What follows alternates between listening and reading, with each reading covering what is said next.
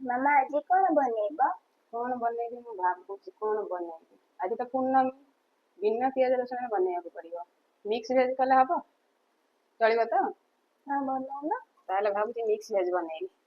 ତା ସହିତ ତା ସହିତ ଭାବୁଛି ଗୋଟେ ଦିଟା ଶାଗ ଅଛି, ତାକୁ ଭାବୁଛି ଶାଗ ମୁଗ ଟିକେ ବନେଇବା।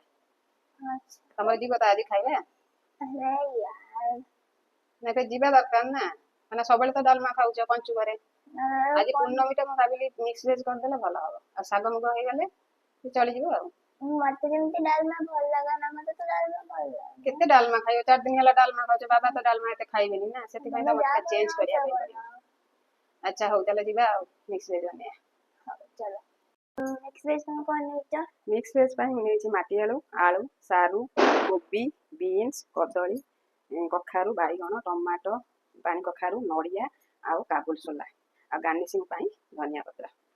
ଏଇ ଥାଳିଆରେ କଣ ନା ମସଲା? ଆଜି ତ ସାଧାରେ ହବ, ପିଆଜ ରସୁଣ ପଡିବନି, ସେଥିପାଇଁ ମୁଁ ନେଇଛି ସାଧାରେ ମସଲା। କଣ ନେଇଛି ନା କାଜୁ, ଜିରା, 1 ସ୍ପୁନ ଜିରା, 1 ସ୍ପୁନ ଧନିଆ, 4ଟା ଲଙ୍କା, ଇଏ ଗରମ ମସଲା, ତେଜପତ୍ର, ଅଦା, ଟମାଟୋ, ଆକୁ ନେଇ ଆମେ ଭାଜିକି ଗ୍ରାଇଣ୍ଡିଙ୍ଗ କରିବା।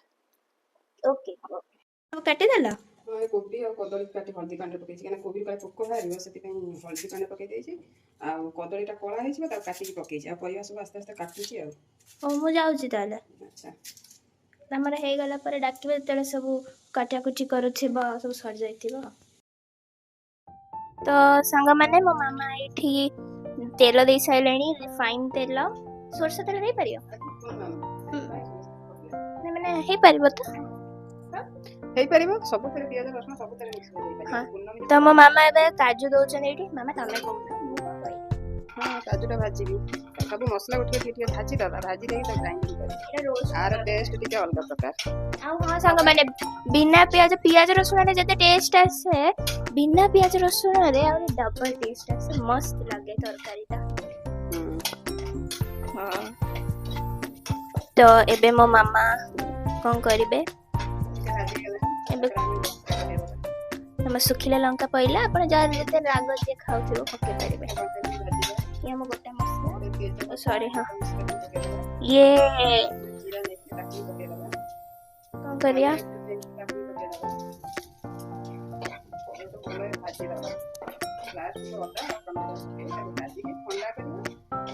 ପରେ ତାପରେ ଆମେ ତାକୁ ଗ୍ରାଇଣ୍ଡିଙ୍ଗ କରିଦବା।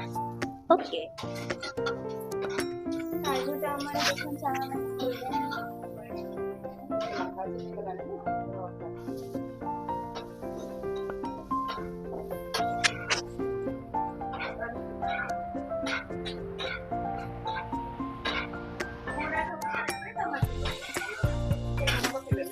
ତା ଦେହରେ ଭଲ ଭାବରେ ଲୁଣ ପକେଇଦେଲେ, ମୁଁ କଣ ନା ଟମାଟୋଟା ଜଲ୍ଦି ଯାଏ।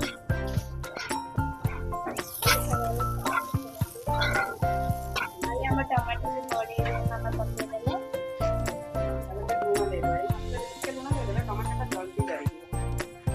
ଆଉ ଲୁଣର କେତେ ଫାଇଦା ଅଛି, ଲୁଣ ଦେଇଦେଲେ ଟମାଟୋ ଜଲ୍ଦି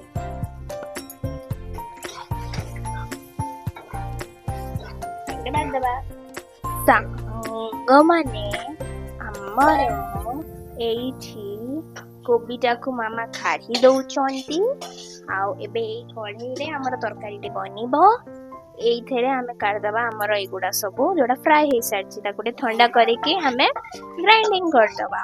ଓ ଲେଟ୍ସ ଗୋ। ଏଇଠି ମୋ ମାମା କଢେଇଟି ବସେଇ ସାରିଛନ୍ତି। କଡ଼େଇ ବସେଇଦେଲି, ତାପରେ ତେଲ ଟିକେ ଦେଇକି ଆମେ ସବୁ ପରିବା ଗୁଡ଼ା ଧୋଇକି ରଖିଥିଲି, ତାକୁ ସବୁ ଆମେ ଟିକେ ସନ୍ତୁଳି ଦେବା ସବୁ ପରିବା।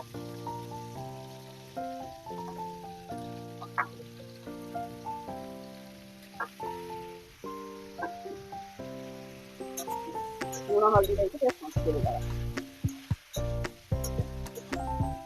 ଲୁଣ ଟିକେ ପକେଇଦେଲି 1 ସ୍ପୁନ୍, ଆଉ ହଳଦୀ ଟିକେ ପକେଇଦେବା। ତାପରେ ତାକୁ କିଛି ସମୟ ସନ୍ତୁଳିବା ପାଇଁ ଛାଡ଼ିଦେବା ଆଉ।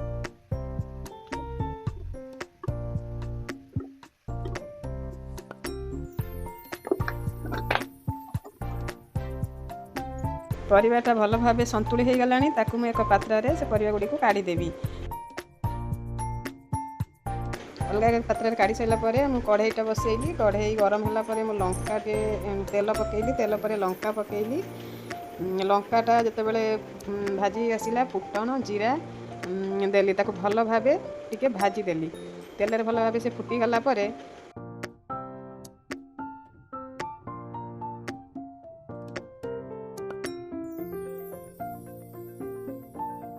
ଜିରା ଫୁଟଣ ଭଲ ଭାବେ ଫୁଟିଗଲା ପରେ ଗ୍ରାଇଣ୍ଡିଙ୍ଗ କରିଥିବା ମସଲାକୁ ତା ଦେହରେ ପକାଇଦେଲି। ତାକୁ ଭଲ ଭାବେ ଗୋଳେଇ ଗାଳେଇ ଦେଲି।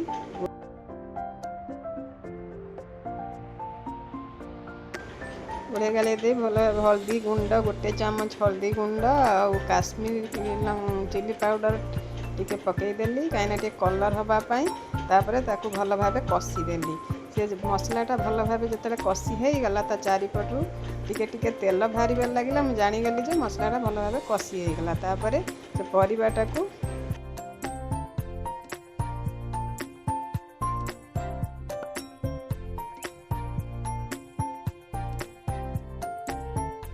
ମସଲା ଭଲ ଭାବେ କଷି ହେଇଗଲା। ତାପରେ ପରିବାକୁ ପକାଇ ତାକୁ ଭଲ ଭାବେ ଗୋଳେଇଲି। କିଛି ସମୟ ଗୋଳେଇ ଗାଳେଇ ଦେଇ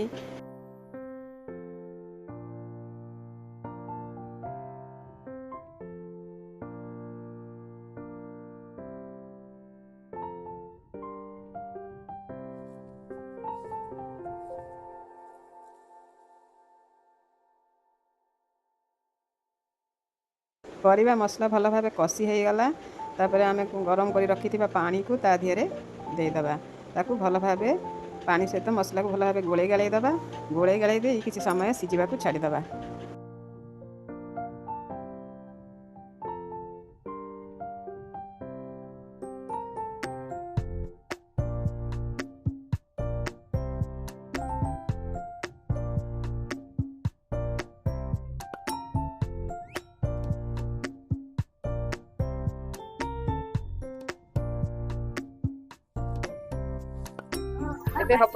ଏବେ ପୁରା ହବା ହେଇଗଲାଣି।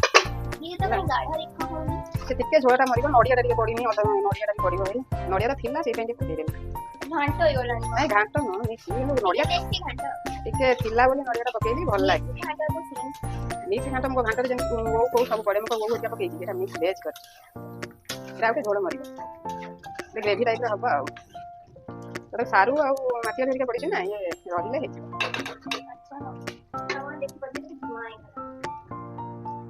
ଇଏ ବର୍ତ୍ତମାନ ତରକାରୀ ହେଇଗଲା। ତାପରେ ଆମେ ଧନିଆ ପତ୍ର ଦେଇ ଗୋଳେଇ ଗାଳେଇ ଦେଇ ଆମେ ଆକୁ ସର୍ଭ କରିବା।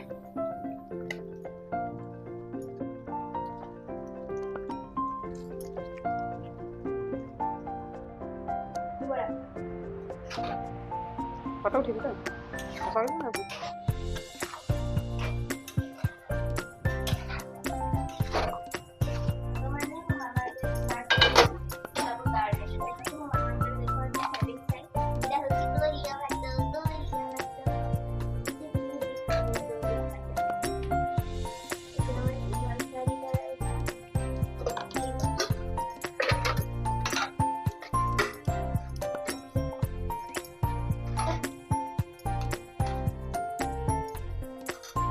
ଶାଗ ମୁଗ ବି ରେଡି ହେଇଗଲା।